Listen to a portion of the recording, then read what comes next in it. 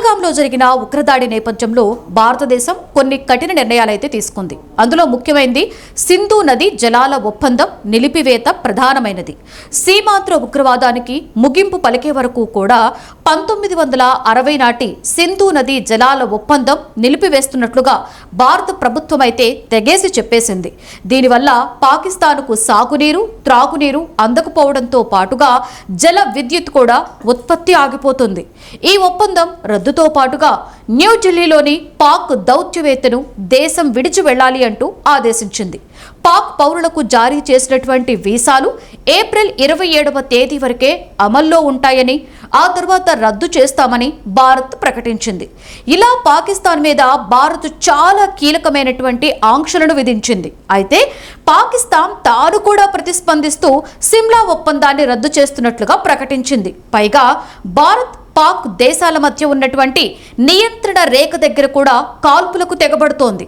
ఆ విధంగా భారత్తో కయ్యానికి కాలు దువ్వుతోంది.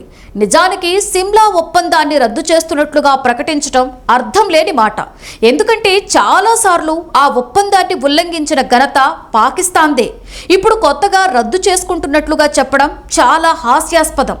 1971 నాటి భారత్ పాకిస్తాన్ యుద్ధం తరువాత 1972 జూలైలో జరిగిన ఒప్పందమైతే ఇది. అప్పట్లో భారతదేశం జోక్యంతో తూర్పు పాకిస్తాన్ విడిపోయి స్వతంత్ర దేశం బంగ్లాదేశ్గా ఏర్పడడానికి దారితీసింది.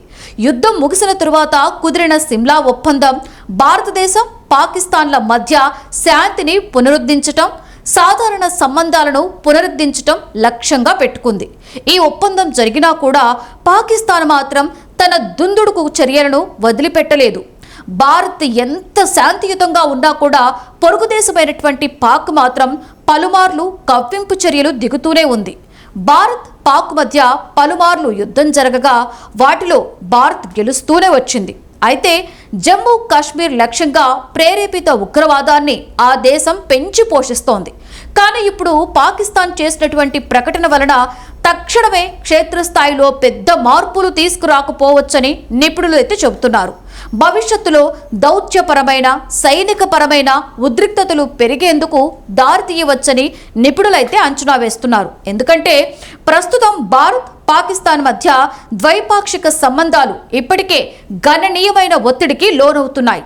ఇటీవల కాలంలో సిమ్లా ఒప్పందంలో సూచించినటువంటి ద్వైపాక్షిక విధానానికి విరుద్ధంగా పాకిస్తాన్ కశ్మీర్ సమస్యపై పదే అంతర్జాతీయ వేదికలపై వక్రీకరించే ప్రకటనలైతే చేస్తోంది. తాజాగా సిమ్లా ఒప్పందం సస్పెన్షన్ అనేది పాకిస్తాన్ విధానంలో వ్యూహాత్మకమైనటువంటి మార్పును సూచిస్తోంది.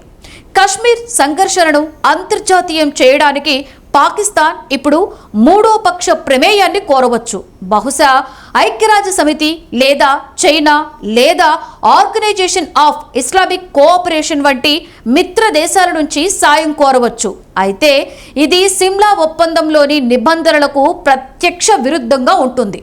ఈ విధంగా గతంలో చేసుకున్నటువంటి సిమ్లా ఒప్పందాన్ని పాక్ ఏనాడు కూడా గౌరవించలేదని ఆ దేశ చర్యలను పరిశీలిస్తే ఇట్టే అవగతమవుతుంది.